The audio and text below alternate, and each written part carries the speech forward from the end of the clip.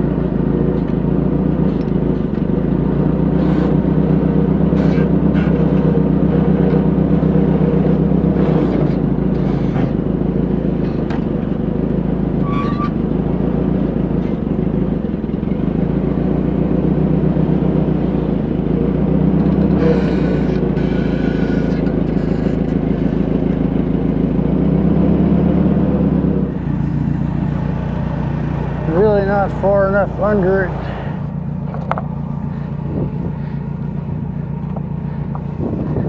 I don't have my forks far enough under to catch both sides of that pallet, so I'm going to have to go back down and try to get a little bit more of a full bite on it.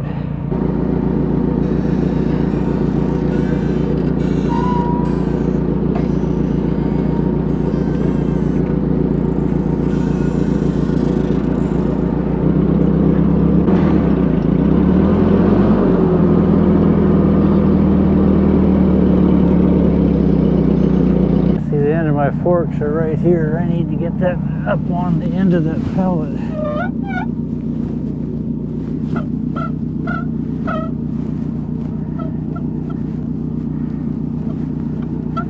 More like so.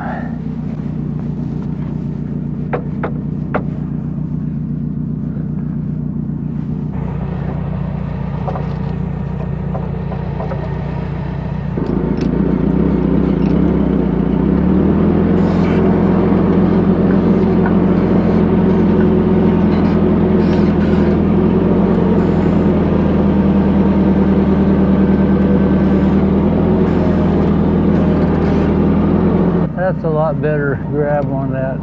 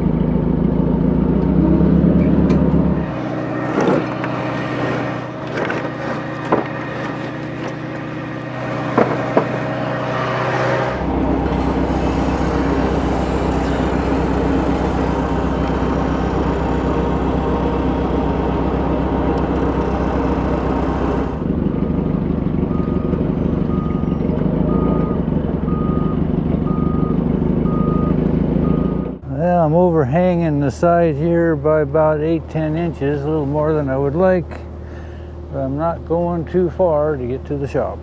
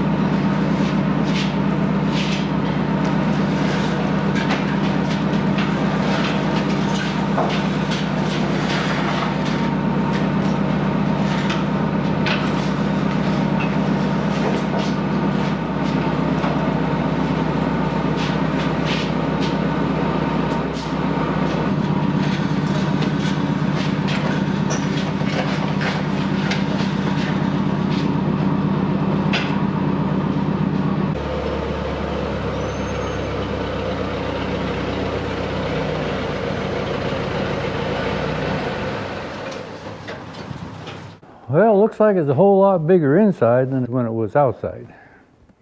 I wanted to kind of shove it off to the side. You know, it takes me a little while just to study these things and kind of get to know how they go together and, you know, all that stuff that you're familiar with. So a number of these old copies of the advertisements show some pretty good pictures and descriptions of how these were built. So I'm just kind of taking the time to study and get myself acquainted with it. And it's easier to do that for me when it's sitting here and I can just ponder on it and take some time just to get to know it. So I think the first thing I'm going to do is go ahead and work on getting these cleats off of the tires. And I think I'm going to take the spokes out of the hubs, kind of prepare them for the sandblasting process.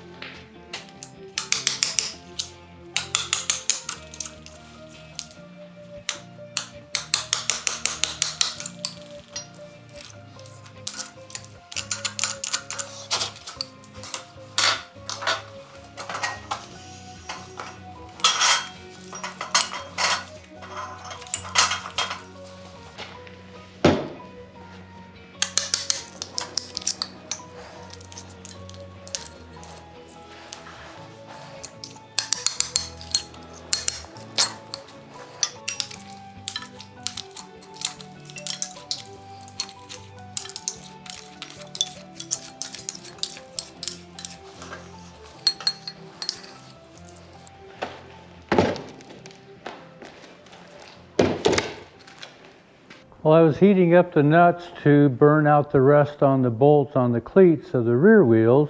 I noticed that there were 14 cleats on each back tire, which now makes sense. As I have taken these apart, the back hubs are for 14 spokes. The front wheels have 10 spokes. We have 28-inch diameter on the front and 48-inch on the back. So I'll go ahead and get these sandblasted, probably prime them up.